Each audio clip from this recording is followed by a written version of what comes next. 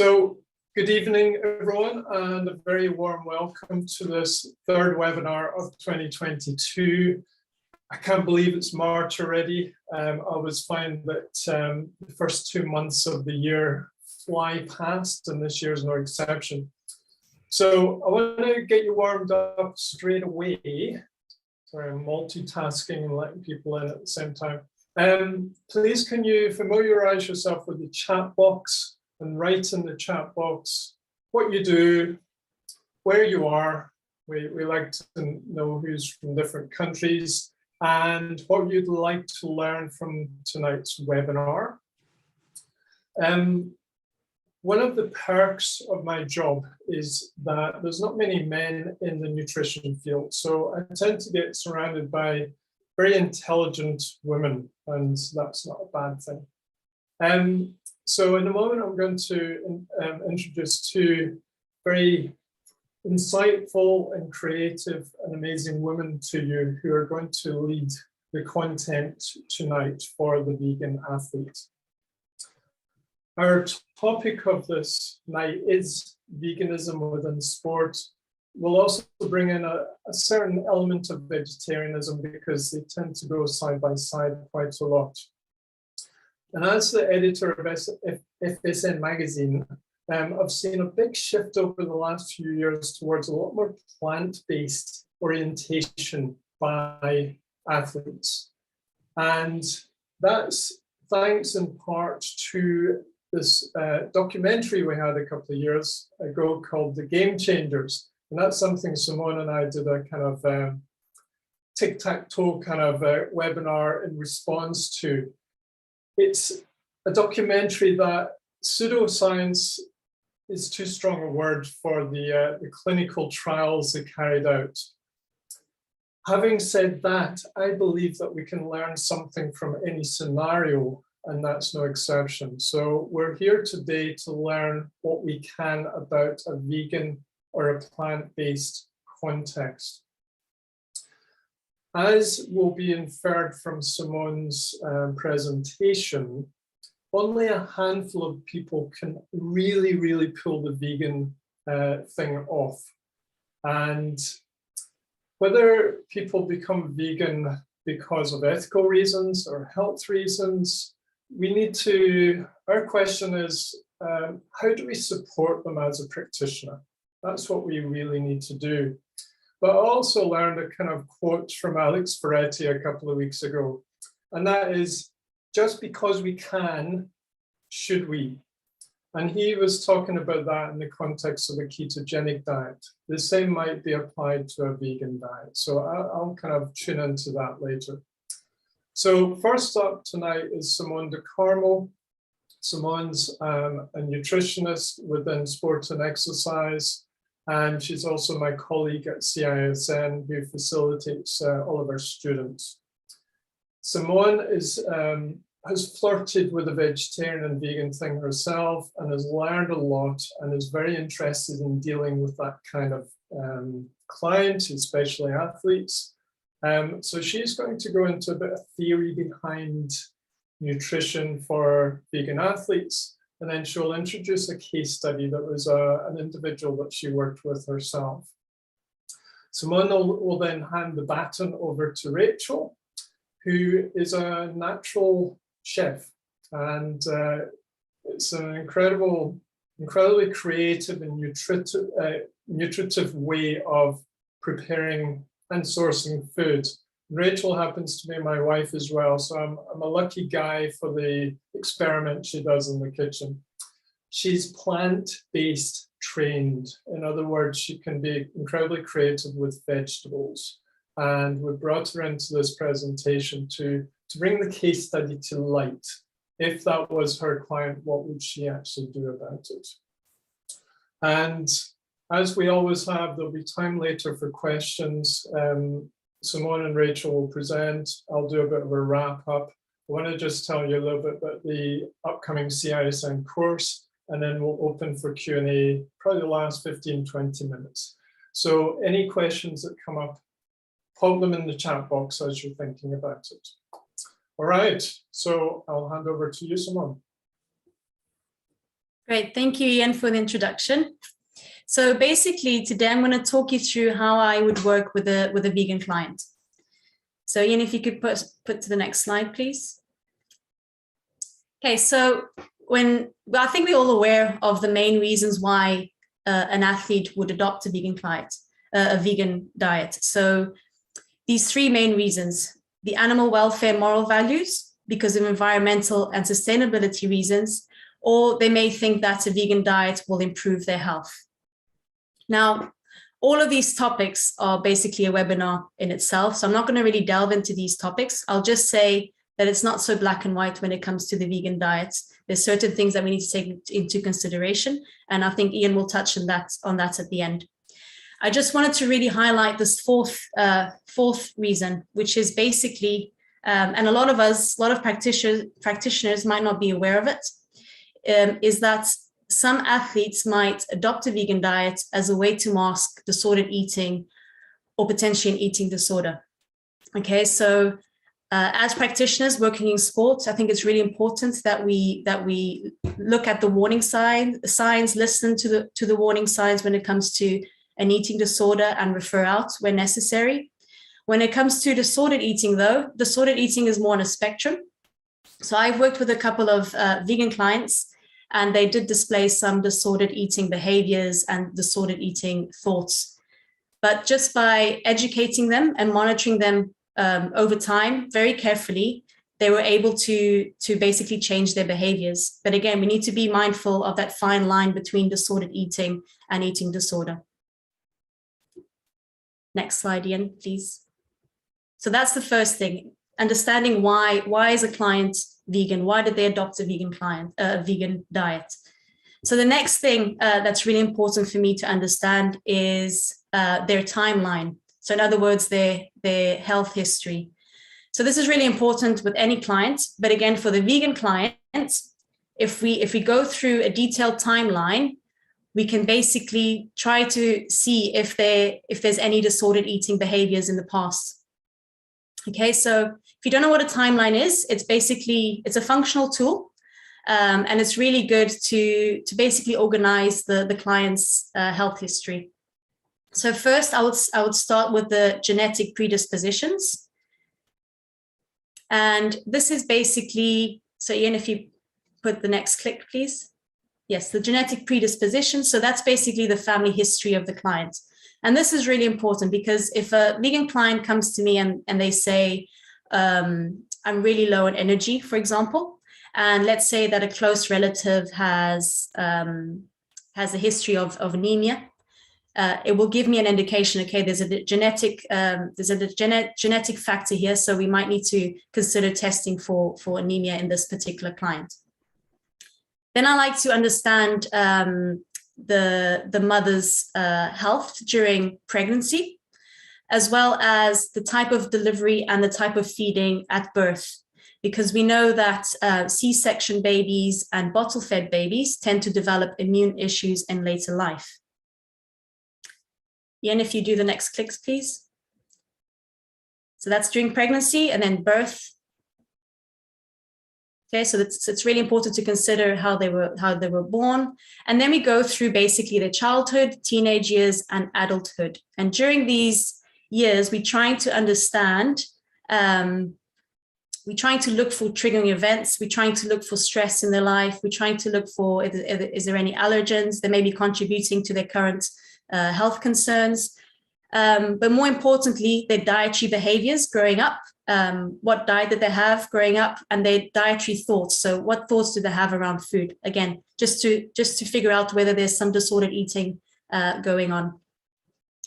And then when we get to the current health concerns, I forgot to mention at the beginning that I work mainly with student athletes. Okay, so when they come to me, they usually have, it's usually health related, and it's obviously going to affect their performance because their health is not optimal, so their performance is going to be compromised.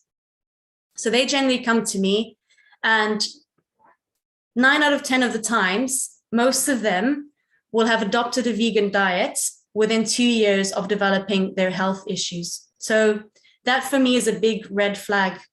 Okay, so And I had a client before who developed severe gastrointestinal issues 2 months after adopting a vegan diet. So that just tells me again, okay, this vegan diet is probably a major trigger. It's probably not the right diet for them, and maybe a vegetarian approach would be more optimal for them.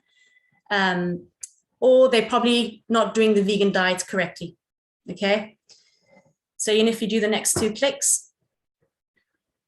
So yeah, just highlighting the current concerns, and then the star there, just just to mention that the type of clients that I see, they usually develop issues within 2 years of adopting the vegan diet.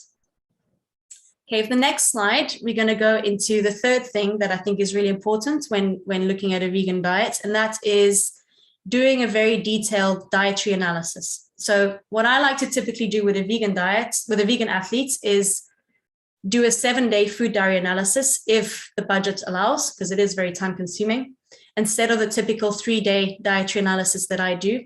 And that's just basically to get a better and accurate estimate of what they're eating. So their caloric, their macronutrient, and the micronutrient intake. I also like to include reflections and symptoms in their food diary to basically assess correlation. So for example, they could eat a meal, and let's say 10 minutes later, they start bloating, okay? And let's say they eat that meal again, or they eat some foods within that meal and they get the same symptoms. So that's just, it's a way to basically figure out what are the triggering foods for them.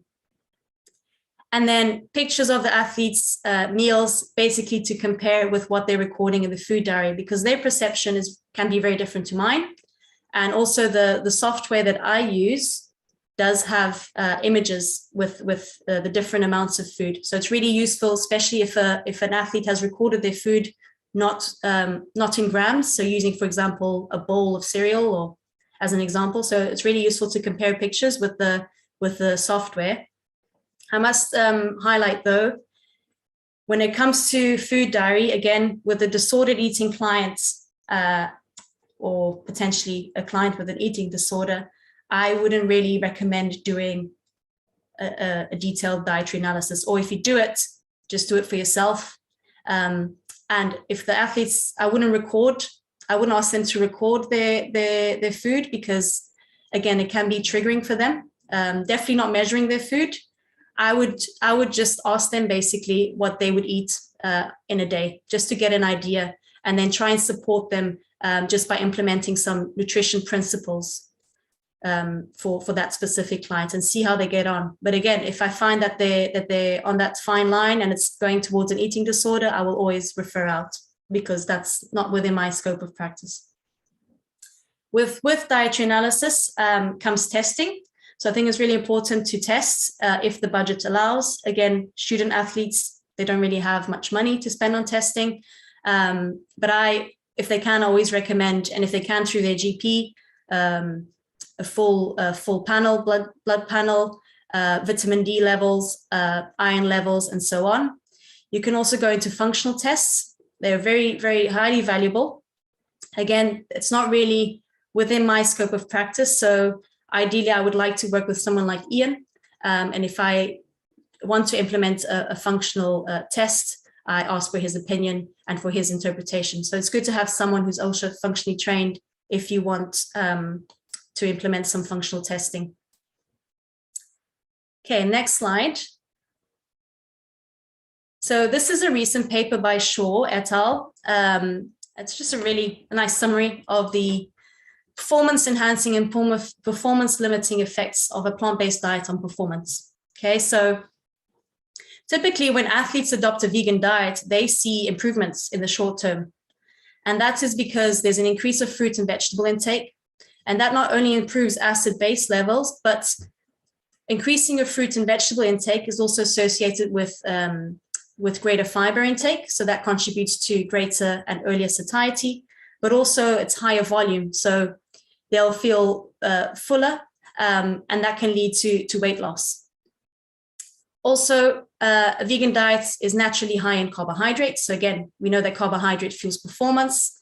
So again, might be beneficial in the short term. And then the increased polyphenol and antioxidant consumption can reduce oxidative stress from training, and that will improve their recovery. So again, really good improvements in the short term, but if they're not doing it correctly in the long term, they can run into trouble. So the performance limiting effects, we know that plant-based iron has lower bioavailability compared to animal sources. And obviously iron is really important. It has an oxygen carrying capacity. So if that is reduced, there's no oxygen going to the working muscles, and that will reduce performance. B12, we can't find B12 in plant-based sources except for moderate amounts in nutritional yeast, but it's not enough for an athlete. And so they're really prone to develop a deficiency, and that can reduce performance as well. Plant-based protein, there is an abundance of plant-based protein sources. The problem is that the amino acid profile of plant-based protein is considered to be suboptimal when compared to animal protein. So again, we need to be very mindful when it comes to protein for a vegan athlete, because their needs are greater compared to the average person. We need to really consider the amount they're taking in, but also how they're taking it and when they're taking it. Next slide, Ian. So now I'm just basically going to review the nutritional considerations for vegan athletes. So the first one is energy. Okay, so Ian, if you want to do the next click, so there's different pop-ups, and I'm just going to basically review the different nutritional considerations. So the first one is energy. So as I mentioned in the previous slide, I commonly see weight loss in athletes that transition to a vegan diet, and that's because of the high volume nature of plant-based foods, but also the high fiber intake that contributes to greater satiety. And if athletes are not meeting their energy requirements, they can run into trouble. So they can develop immunosuppression, they're at increased risk of developing injuries, and they're at increased risk of developing RED-S, so relative energy deficiency of sport. Okay.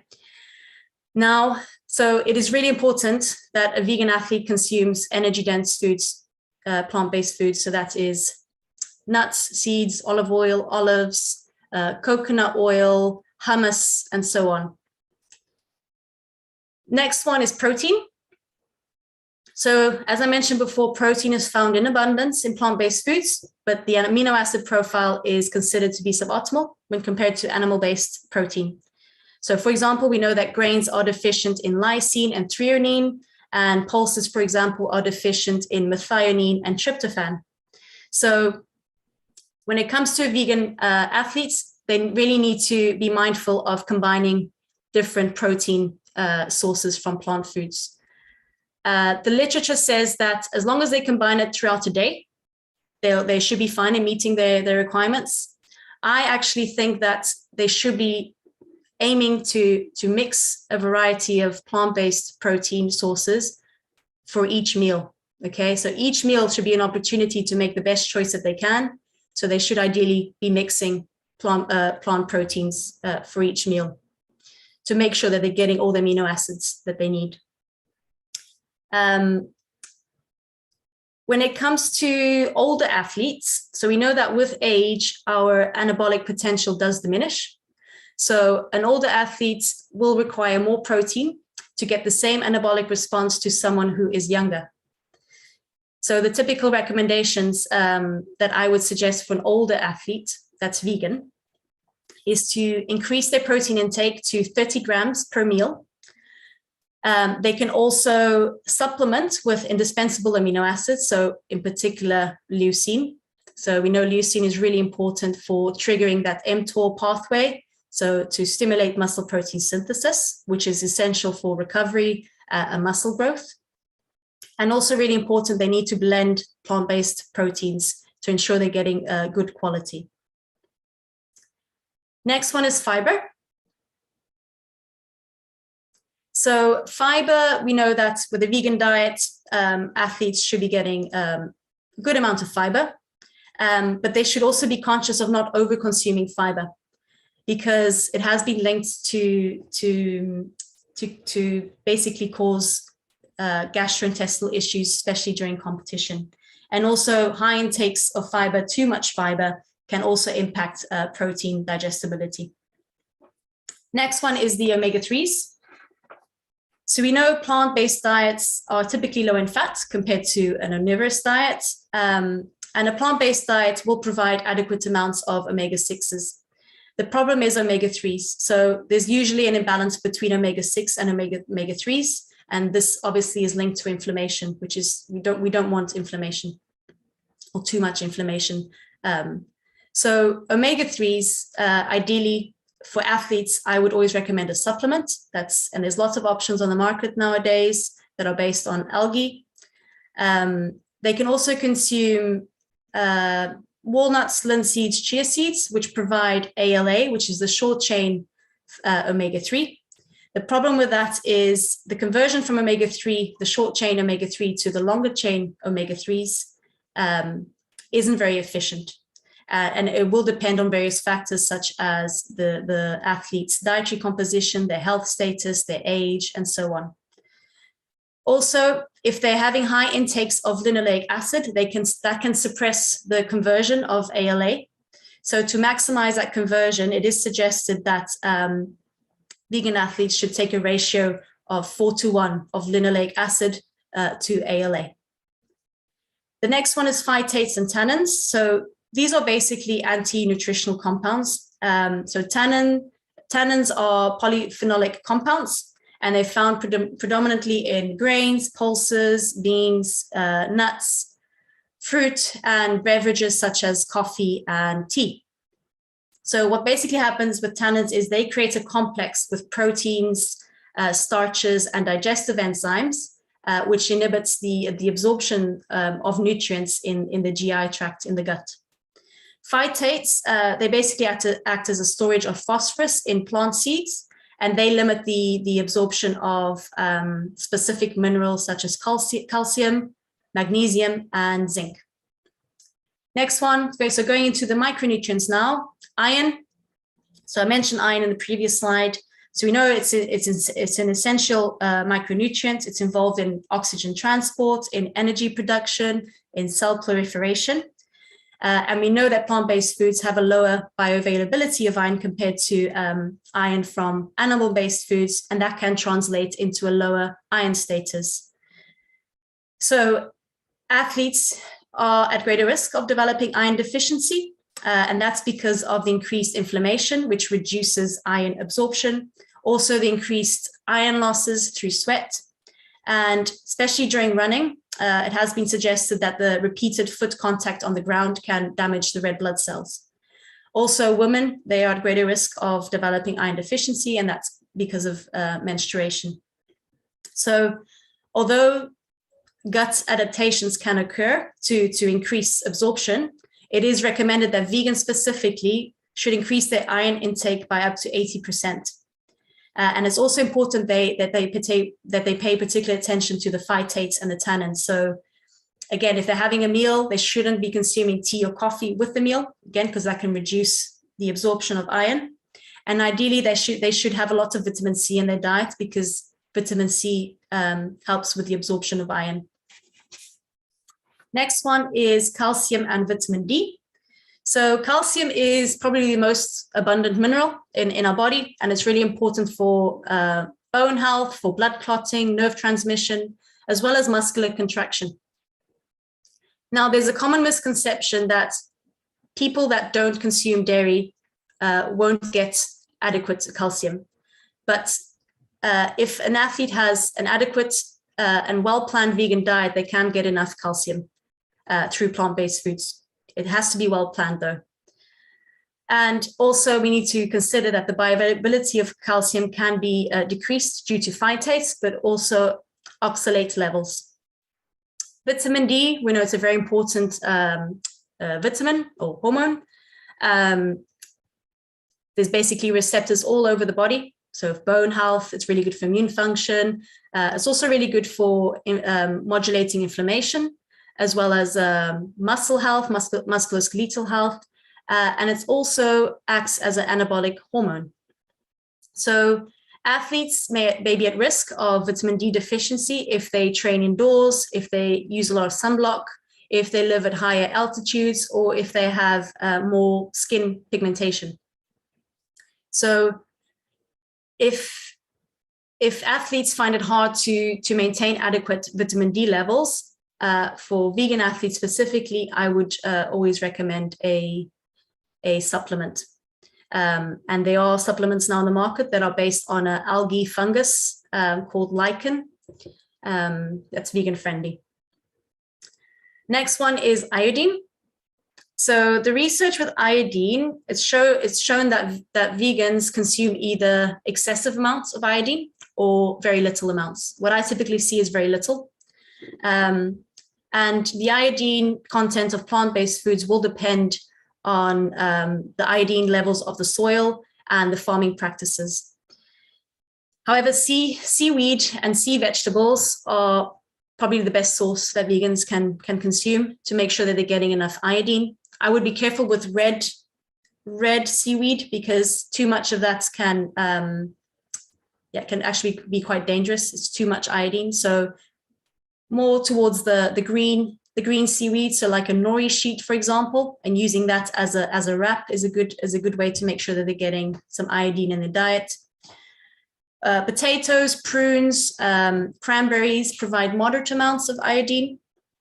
So as long as a vegan athlete is consuming these foods as well as the seaweed or sea vegetables, then they shouldn't really need iodized table salt. And I prefer a sea salt or a rock salt just from a nutritional perspective. Again, they need to be really careful also with the goitrogenic foods. So your broccoli, your cassava, your cruciferous veg like broccoli, your cassava, your soya, your Brussels sprouts. So we really need to process these foods. So like steaming them, cooking them, fermenting them will reduce that goitrogenic effect, which can impact their iodine status. Next one is zinc. So zinc is really important for many metabolic processes and immune processes as well. It is widely available in plant-based sources, so like pumpkin seeds, oats, nuts, nutritional yeast, and so on. But like iron, it is less bioavailable when compared to animal sources. So to compensate for this, vegans should consume by up to 30% more, while also using methods to reduce phytates and tannins. And then we have vitamin B2 and B12. So all B vitamins are essential for optimal health and performance, but I'll focus on B2 and B12 because these are the ones that can lack on a vegan diet. So B2 is really important for energy metabolism, and it participates also in redox reactions in various metabolic pathways. And it's found predominantly in organ meats and eggs. However, if an athlete has a well-planned vegan diet, they can get sufficient amounts of B2, but again, it needs to be very well planned. And there's also fortified foods, fortified products on the market that include B2. B12, we can only get it from animal sources. So we know that B12 is essential for our nervous system function, DNA synthesis, as well as homocysteine metabolism. So we can only get it from animal sources. We can find marginal amounts in nutritional yeast and also fortified products like fortified milks and cereals. But it's not enough, especially for an athlete who has increased demands for B12. So again, supplements is, I always recommend a B12 supplement. Then to finish, we have creatine and beta-alanine. So creatine is a component of phosphocreatine. So that's the fuel source that we need for very high intensity, short bursts type exercise. So in a normal mixed diet, we get approximately 1 gram of creatine through meat, fish, and then another 1 gram is synthesized endogenously in our liver. So we can't get any creatine from plant-based sources. And with vegan athletes, I find that that most of them can respond quite well to creatine with supplementation. And it's not only beneficial for performance, it's also shown to have beneficial effects for cognitive function as well as for concussion recovery. So it might be really useful for those skill-based sports. For beta-alanine, it's a rate-limiting precursor to carnosine. So beta-alanine is found in meat and poultry, so it's not really consumed by vegans. And although we can synthesize beta-alanine endogenously, individuals who are on plant-based diets have lower muscle carnosine levels compared to those on omnivorous diets because of the reduced beta-alanine intake. So it has been recommended that vegan athletes can experiment with beta-alanine to see if it works for them. Then finally, we have taurine, which is a conditionally indispensable amino acid, and it's concentrated in skeletal muscle. So it is produced endogenously in the liver, but it can also be consumed through eating meat, dairy, seafood. So vegan athletes are actually consuming negligible amounts of taurine. And taurine has really important roles in glucose tolerance, in insulin sensitivity, in substrate uptake, as well as storage. So because of these physiological effects, some researchers actually suggest that vegans might benefit from supplementation. They usually suggest 500 milligrams twice a day. However, this hasn't really been reported yet in the literature. There's a lot of animal-based studies looking at taurine, and it's shown beneficial effects on performance. But also there's some studies looking at taurine for psychiatric disorders and being beneficial. So I wonder if someone who's vegan and then goes onto an omnivorous diet, for example, and if we also consider the link, there's a lot of research looking at veganism and vegetarianism specifically in men, and the link with increased depression, for example, and anxiety. So I wonder if someone adopts an omnivorous diet from a vegan diet, and they normally report feeling better in terms of mental health, whether taurine has an effect here. It would be interesting to actually research that. Okay, next we have a food diary. So Ian said at the beginning it was based on an individual client. I actually changed this because I thought it'd be more interesting to combine different meals from different clients. All of the clients I've seen actually don't really do a bad job on a vegan diet. They've actually been all pretty good. There's obviously some nutritional considerations that they need to optimize. So I thought this would be a nice way to give you an example of how we can basically optimize the diet. Now, before Rachel comes in, so I would work with Rachel.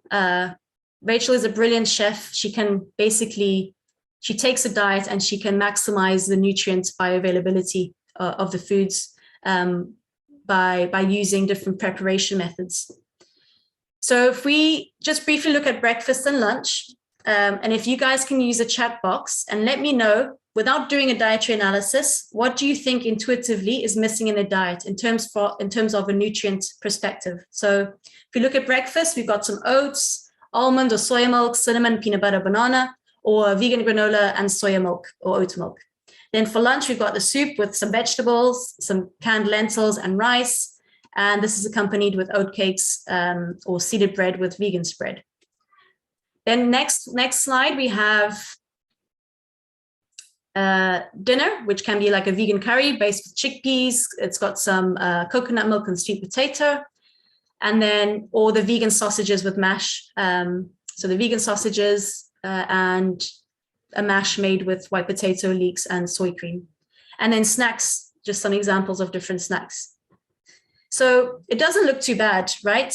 If we look at this diet, it's actually, for the average person, it wouldn't be, I think the average person wouldn't think it would be too bad. So using the chat box, what do you think is missing in this diet? So I'll just give you 1 minute, and then we'll bring in Rachel, and she can give her ideas of how we can incorporate some other foods and how we can increase the bioavailability of other foods, of other nutrients.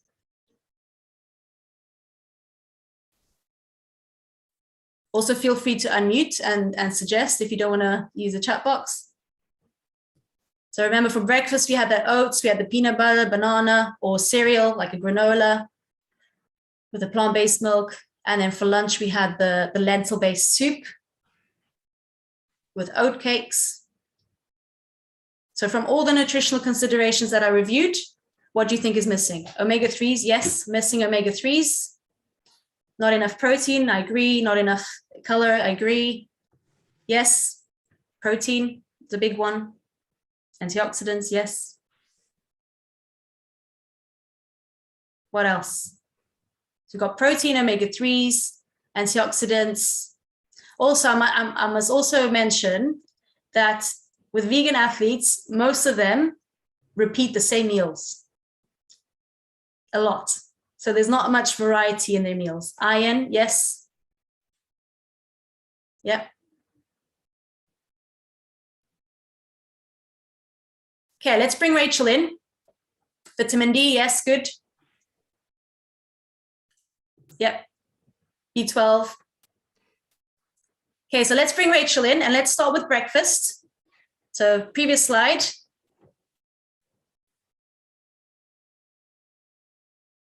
Okay, Rachel.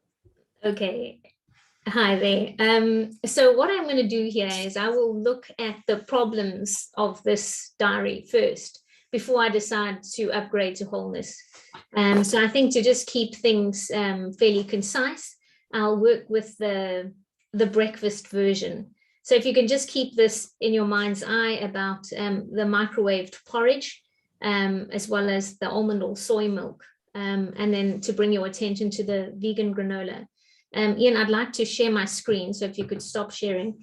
What I have done is, I've simply gone to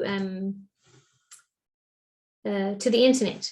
It's an amazing place to find out some information. And I'm just going to share here quick and show you what I've done.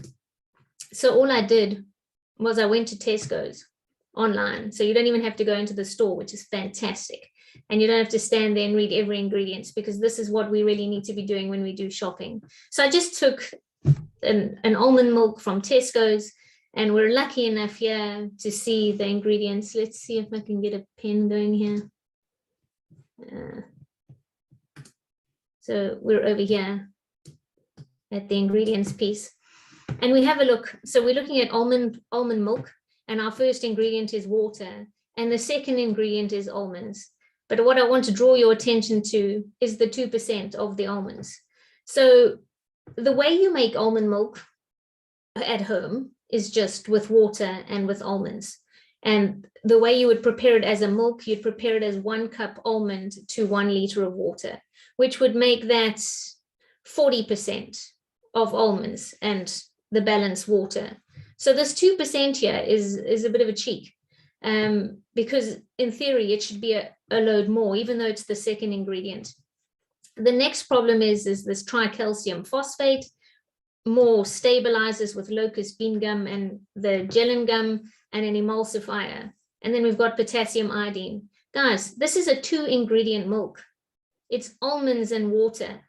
It's dead easy to make. Why would they be putting all this other ingredient in it? The reason they're doing this is to increase the shelf life. So in other words, if you had to make this at home, it would last tops 2 to 3 days in the fridge before it starts going off. And the way you would deal with that is you would portion freeze it and put it in your freezer and remember to take it out the day before. So there's no need for a vegan athlete, for any vegan or vegetarian, to go out and have to source an almond milk. Tricalcium phosphate is, I mean, what is that even? You could just look it up on the internet and see. I just know that the locust bean basically is extracted from carob, which is like a chocolate. I mean, what on earth is this doing in an almond milk? We've got to ask. And all it is a thickening agent. Okay, so if it's a thickening agent, just delete this or decrease the water. You don't need a thickening agent for almond milk. If they're using such a teeny tiny amount of almonds to so much water, they wouldn't need this. They wouldn't need this. There'd be no point. So if they, to make an almond cream, for example, you would use maybe 1 part nuts to 2 parts of water to make it thicker. That's how you make it, by using nuts and less water. And now they've just gone and added thickening agent completely unnecessarily. The Gelen gum is basically a food additive as well. It's used to bind and stabilize the milk. If you have a look at this, I looked up this potassium iodide. And if we look here, let me just get out of the annotation quick. Clear this. If you look, mouse, there we go. Over here, it gives you, this is just looking on Wikipedia, and it tells you what it is. It's a chemical compound medication and dietary supplement. As a medication, it's used to treat hyperthyroidism in radiation emergencies and to protect the thyroid gland with certain types of radiopharmaceuticals. Come on, this is milk. I mean, this is an almond milk. This is almonds and water. That's all it is. That's all this shows. It doesn't, we don't need these extra ingredients. The same goes with the soy. The soy milk is exactly the same. It's not a huge process. You make soy milk when you make tofu. So it's the first process before you process tofu. And here you've got 8% of the soybeans, with the third ingredient being sugar. Acidity regulators is the 4th one. Calcium carbonate, flavoring, more gum stabilizers, more potassium iodide. This is absolutely unnecessary to put in a diet. This can absolutely be made themselves. And when you're on such a restricted diet, I highly recommend that athletes and humans, even non-athletes, make their own kinds of milks. Going to the vegan granola, I just picked one because it's actually said no added sugar. And these are my favorites. They're absolutely my favorite when they say no added sugar, because then you find ways where they do add the sugar, which is really cool. So if we scroll down here, so this is a cashew, almond, coconut one. So if I looked at this just straight away, I think, oh, good, it's got some nuts in it. It's going to be full of protein. So that's something that will work for me. But let's look at the ingredients here. It's got, the first amount is the cereals. And then they've added some flours, a combination of 2 flours to bulk up the 67% of the cereals. And then here we go. If you look here, annotate. If we look over here, I'll just highlight it here. There's the sugar, date paste. Here's the sugar, banana puree. And to just trick you one more time, here's the sugar, barley malt extract. Don't tell me this is no sugar added. They've added all the sugar for you. So, you know, it's just clever marketing. Would this be good enough for an athlete as far as the protein content goes? My answer would be no. I think the nuts, 5% of nuts in this whole granola, they would certainly have to add their own nuts into this to increase their portion of granola. And if you could go back to the diary. So how I would upgrade the diary is, if you have a look at everything in the beginning was microwaved, which means they're probably using those, either the 2-minute oats or a highly refined oat. What this means is, it means that the grain has been so overly processed that it's basically been stripped of most of its fat, most of its fiber, most of its protein, and a lot of its carbohydrates. So they have to synthesize it by adding fortified whatevers into the oats. The only thing it does is it makes it cook really quickly, but it leaves the person feeling hungry an hour later. So how I would upgrade this is, I would take it, obviously the optimal will be an oat groat. So you would soak that and cook it well the next day. You could even put it in a slow cooker and just let it go. The next best option would be the pinhead oat or the steel cut oat. Again, all it is just literally the oat grain just being chopped. So we're looking for food that has the minimal amount of human intervention. And the more natural it is, the more nutritionally dense it is, and the more energetic potential it can give to both the athlete, well, to the athlete basically. And then the third best bet and would be the lowest grade that I would go would be a rolled oat. And that is, it's basically steamed and flattened, so it's applied heat to it. And that would be my absolute minimum for a client, and particularly an athlete where their bodies are hankering for nutrients, particularly on a restricted diet. I would highly recommend that they made their own milk. And because one of the things that Simone pointed out was they eat the same things over and over and over again, this is where I would play with different grains. I mean, we've got access to quinoa and teff and amaranth and buckwheat and millet. I mean, there's heaps of grains that they can play with now that we've got access to very easily from anywhere. And so I would play with variety in the grain department, and I would play with variety in the milk department, and use both nut milks and seed milks, and even grain milks like an oat milk or a rice milk. So there's a lot of different opportunities to get access to different nutrients by using different products. To stay close to center, I would have suggested that they use an almond nut butter as opposed to a peanut butter from a digestive point of view. I find, and we found in our clinic, that if we match the nuts, the digestibility and the ease and the ability to assimilate is, and the comfort is better when we keep with the same nut. And then the banana is absolutely fine. It doesn't have to be a banana. I mean, you could get a really high grade maple syrup, and coconut nectar is lovely as well. And these are minimally processed and decent sweeteners. But yes, I would. Rolled oats doesn't work well in the microwave. The radiation doesn't resonate with it. It works better as a soaked and then a cooked, which we call steeped porridge. With regards to the granola, I would try a specialty store or an organic market or something like that, where they're using decent oils, like a nice coconut oil, where you've got a higher base of nuts. And remember, there's always the opportunity of making this yourself. There you have full control of both variety and what goes into the granola. We don't ever buy granola. I always make it, and there's always something different, whether it's a dried fruit, whether I'm using different nuts, whether I'm adding a different kind of grain or a sweetener. I even sometimes combine an actual pureed fruit into the granola to give it a completely different flavor, like banana, for example. There's loads of superfoods you can add to that just to zhuzh it up more. But my look at this would tell me that this athlete is deprived in the protein side of things. I would say that this diet from breakfast to dinner is insufficient in the protein. And how I'd pick that up as well is, instead of having the oat cakes or the seeded bread, I would go for a high protein smoothie. If you decide not to do that, I would think about adding maybe a pea, hemp, or rice protein powder into the porridge, just to zhuzh up the protein a bit more as well.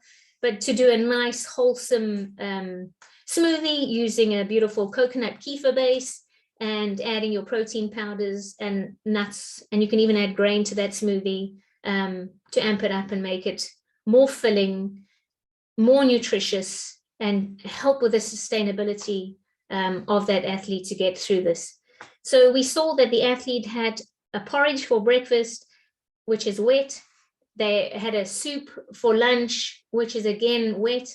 And they had a curry for dinner, which is a wet food as well. If the athlete had to eat this way, they would get they would have an issue with everything being almost, it just being wet. So how would I have changed this? I would maybe have taken, they had a chickpea curry. I would have taken those chickpeas and turned them into falafels. So I wouldn't have used the can. It's much faster. You just you would soak those chickpeas in water and then work with them straight away rather than cooking them. And then they've got something they can bite into, something dry, something crunchy. This food diary lacks texture. I mean, it just screams sloppiness, you know, it's just too soft, too wet. I would want something to crunch, and as humans, we need this. So, that's the way I would look at doing it. I would think about also using things like tofu and tempeh. And if you want to upgrade on the tofu, I would look at a sprouted tofu, a sprouted organic tofu, and do the tempeh as well. Now, do I think, and have we witnessed athletes thriving on a vegan diet? I personally have not seen any thrive on a vegan diet. I've seen vegetarian, but not quite vegan. And I think the reason that this is not happening is because vegan diets are very, very specific to the individual. In other words, some people get great energy from vegetables and thrive, and they're driven, and they feel vital and amazing. And then you get people that get their energy from meat. And then you get those people that thrive on the vegetables, but then the meat takes the energy away. So it drops their energy. It makes them heavy and sluggish. So we really want to, it's those kind of people that are the better ones to go vegan. That being said, I would highly, highly, highly recommend that vegan athlete train themselves in some form of cooking. So we often, I teach at the School of Natural Cookery in Colorado, and 98% of the students that we see are vegan or vegetarian. And I think one of the biggest reasons they come to see us is because they themselves are tired of food. And why are they tired of food? Because they're eating the same stuff over and over again. And they're not thinking variety, they're not thinking texture, they're not thinking color, they're probably lacking in the nutrients. If the person can train themselves and do some form of proper, they can understand how to make gluten in their own kitchen, you know, how to turn gluten into seitan, how to treat every vegetable and protein on its own with a unique cooking method, how to upgrade to wholeness with figuring out the refinement process and how to process as a cook versus using the processed refined foods from the store, then they have so much of a better chance of being able to be the vegan athlete. But if I go to Morrison's, for example, and I have a look at the vegan meals, and Morrison's is seen as a fairly decent store, I consider it, because I get decent organic produce from there when I need to, you know, use more than our box. But those vegan meals, the first ingredient is soy concentrate. Now, it doesn't say non-genetically modified soy concentrate. It just says soy concentrate, which is more than likely supporting genetically modified crops. Now, is this what we really want to do? So it's going to depend on where the athlete's head is at. You know, what is their motive? Like Simone brought up in the beginning, is it an eating disorder? Is it environmental? Is it animals? You know, you need to ask themselves, if it's environmental, well, they're supporting you want to go with non-genetically modified soy. The amount of soy in their diet is huge. Now, if the vegan athlete had an issue with soy as an allergen and they had an issue with wheat, then this diet is not for them, because it leaves them with hardly anything to eat. It really does. It puts the restrictions even further. And again, if the athlete is got massive gut issues, or they've come out in eczema, or they've got hives, or they're farting from here to who knows where, whatever the case is, that means that there's a problem with the food, and there's a problem with their eating routine, and they have a duty to themselves, and they owe it to themselves to make small changes. So you can consider, if they need to. This is intuitive eating. This is what I teach. This is where we need to get to a place to. So yes, Ian's a functionally trained NT, and he may say to you, make your own almond milk, but you have a reaction to the skin of the almond. But he doesn't know that, for example. You don't go with what Ian says is right. You go with what your body says is right, because nobody can tell you what's right other than your own body. And that's intuition. So it's everything you eat. If your body reacts negatively, you know that thing you need to park.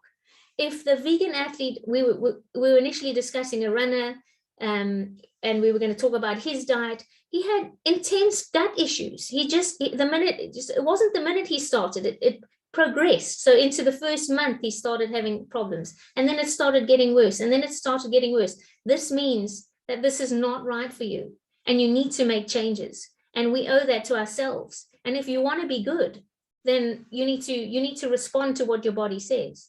So I tried to be a vegetarian, not even a vegan. And when I was in my triathlon days, I was the background of being a national triathlete, and I was highly competitive. And because why vegan or vegetarian is because it appears to be so healthy. So what did I do? I went on a vegetarian diet, and I made, I ate lots of foods high in, I did exactly what vegetarians should do. And then I bombed. And if anybody knows me, I'm like a supercharged, hyperactive bunny who should have probably been put on Ritalin. But in those days when I was at school, there was no name for my hyperactivity, and I channeled it through sport. So I don't bomb.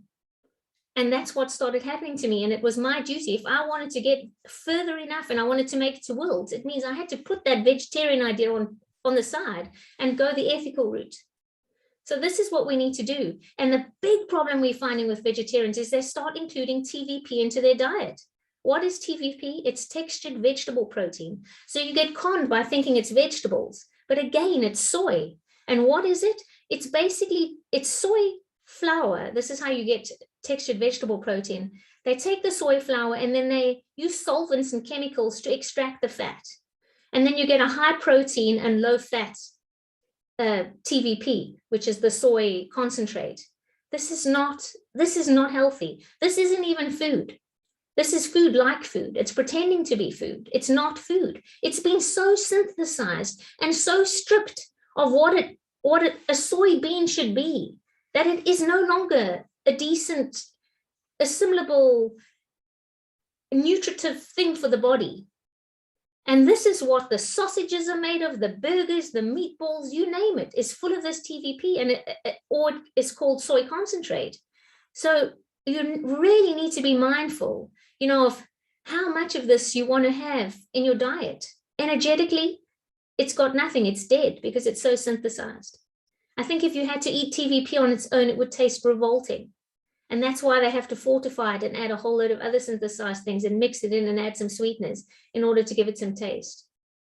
So for a vegan athlete, my suggestion is they do some serious training if this is the way they're going to take it. They educate themselves thoroughly. They know where they're going. They know how to prep things from scratch. They're working with an NT. They do the dietary analysis to see where the shortfalls are, and they will thrive. But if they do not do that, I don't see much hope. I think, Ian, over to you. Thanks, Rach. You finished on a high point there. So what I wanted to do is just, I was going to wrap up there, but I think Rach did an excellent job. The key thing for a vegan athlete, especially, but also a vegetarian athlete, is that word education. So yeah, let's eat in the right way for my body and tune in. That's a key thing. So Rachel's trained in this intuitive eating, cooking, and that means connection to your own body. But we're in this era of, okay, I'm following this diet or that diet, and it's from a magazine or a book or a celebrity or a podcast. Or it could be a very highly qualified nutritional therapist, functional medicine practitioner, dietitian who's suggested they eat this particular way. But as Rachel said, I've got plenty of experience, but I don't know if you're going to be farting after that lunch tomorrow or not. So you have to tune in and become very, very mindful. That's a key consideration. And then also be very mindful why you're choosing to eat a certain way. Is it working for you? And what's the cost? So I had a couple of slides. This is just on protein. and this is a handout I give to clients. So what do you need to eat to get 20 grams of protein? And if it's an animal-based thing, which is on the left-hand side here, it's not very much. It's a very, very small chicken breast, for example, or 3 eggs. On the right-hand side, you've got plant-based sources, and you're looking at much bigger quantities. So like for tofu, for example, 250 grams to get 20 grams of protein. I mean, that's a decent size of slab. And then we've got this biological value of protein, something we use to measure how good is the protein source. This is quite an old one. There's a couple of newer ones now, but they're not too dissimilar in quantity, and this is a simpler one to look at. So, you know, the animal proteins are much higher biological availability. We got a question earlier about protein powders. So yes, when we analyze it, the wheys are still much more biologically available to the body for most people. And here's soya beans down here. We don't have tofu. Tofu might be a little bit better because it's been processed. But in theory, that's saying, okay, you need 2 lots of soya or tofu to get the same amount of protein as, say, some chicken or egg. That's an awful lot of vegetarian source of protein to achieve that. So I've been in practice a long, long time, and I don't experience that. I don't experience a vegan athlete who's eating enormous amounts of beans to get their protein. Most of them, I agree with Rich, don't do so well, and they'll be more healthy in a vegetarian approach. But you get the odd outlier.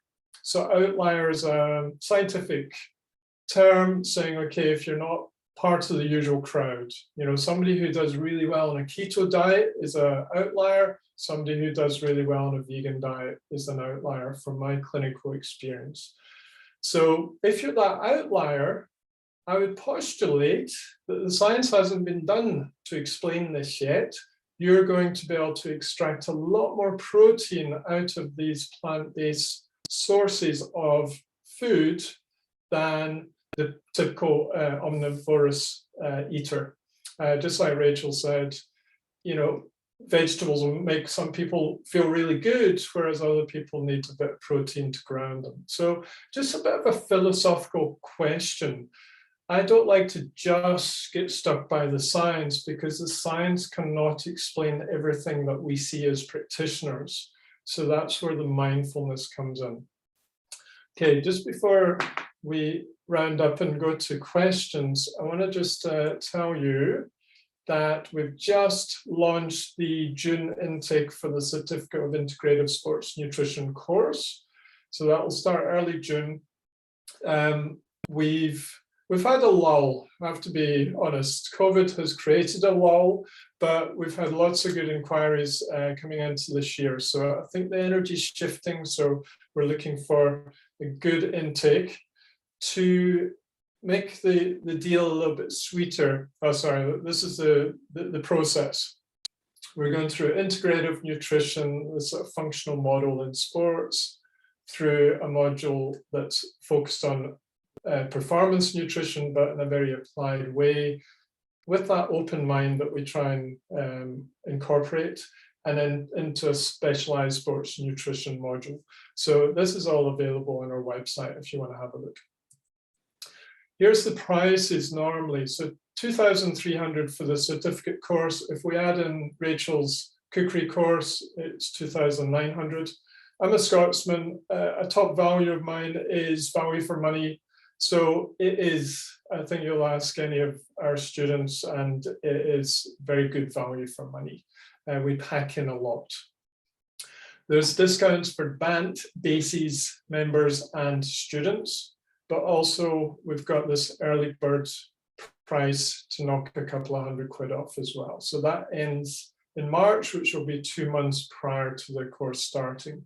So I just wanted to let you know, because by the time we do a webinar again, we'll be in April. So any interest, if you've been thinking about it, yeah, I'm feeling the energy shifting this year. So let's go and have a good group of students this June. Okay, and there's a contact page for us. Okay, so let's go to the questions. And the first one was, it was about the vegan protein powders.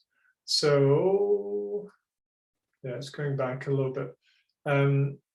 But Simone, you had said that the vegan protein powders weren't as biologically available, or words to that effect. And we got a question through about that. Can you just maybe add to that and put it into context? I think you did to some point with mixing the protein powders and so on. Yeah, so basically what I said was plant-based protein is considered to be suboptimal compared to animal-based protein. And that's because of the amino acid profile. So for example, grains, they will be deficient in lysine, the amino acid lysine, and threonine. So it is really important that we combine, for example, a grain with a nut, for example, so we can get a complete amino acid profile. Does that make sense? Whoever asked the question? Yeah, just type through if you want any extension on that. I've got a chart, I'm sure you do as well, Simone, of protein combining, you know, like dal and rice is a nice combination, for example, or and beans on toast. And vegans will naturally do it. They won't eat beans by themselves. They'll combine it with toast, for example.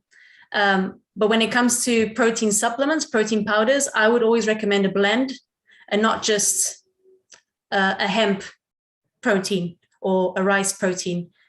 Having a blend, then we get the complete amino acid profile instead of just one specific isolated plant-based protein. Thank you. We also had a question about the timing of consumption of different nutrients before or during or after exercise within a context of veganism. So when would be best to consume which nutrients to benefit athletes, and when or what to avoid to prevent negative impacts such as GI distress? So that's a big question. I think the principles still apply. The sports nutrition principles still apply for a vegan approach. So again, you want to focus on protein. Again, protein it does depend. Obviously, protein is for recovery, but it does depend. Like when you have it, it does depend if you had something before the session or even during the session. So yeah, it does depend on the context. For carbohydrate, we know it fuels performance, so we want to make sure that we consume, and plant-based foods are naturally high in carbohydrates, so there's no problem there. For protein, again, I would focus on making sure that you get enough, especially after a session, to make sure that you are supporting that mTOR pathway. But having something a bit before the session will also make sure that you have some amino acids in the system. So again, you can delay that post-exercise feeding.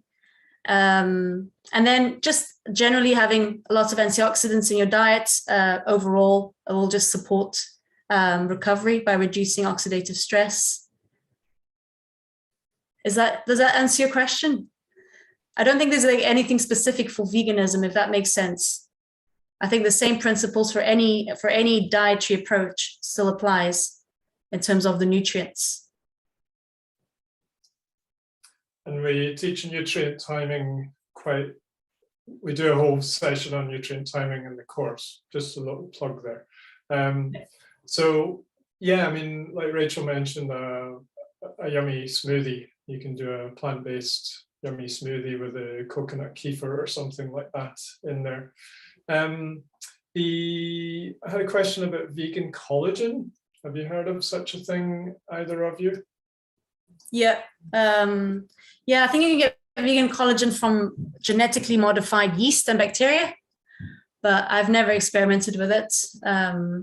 Yeah, it's not something I'm familiar with. It's something actually quite new, but I know it's considered it's vegan collagen now. Okay, thank you. Right, any other questions, anyone, before we we tie up for this evening. And you're welcome to send me an email or Simone an email, and we'll answer your question as well as possible. And we're also very open to suggestions. Okay, you're all lovely. Thank you. Thank you. We'll do a thumbs up. Smiley face. Thank you.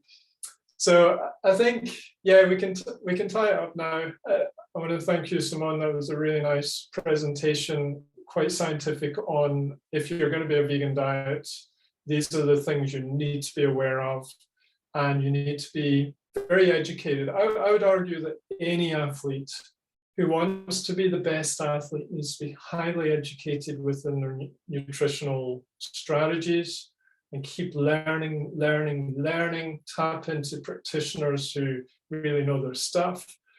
But it's especially important with vegan athletes because it's such a high risk of missing out nutrients. And as someone said, athletes put their bodies under so much more demand than lay people who are surfing on the sofa at night rather than out doing a time trial or something like that. So it's really, really important. And then learn to cook. It's a basic, but when we're in this sports nutrition paradigm that we're still unfortunately sitting in of calories, carbs, proteins, and fats, we miss the point, we miss the nourishment, we miss the colors, the diversity, and the connection with food. We need to go back in time to create that connection. So I want to thank you all for coming on and spending an hour with us, over an hour with us. And we look forward to seeing you next month. And we've got, Simone talked about Red S. So we've got an expert in Red S, relative energy deficiency in sports next month. So please join us. Okay. Good night, everyone. Bye, everyone. Bye.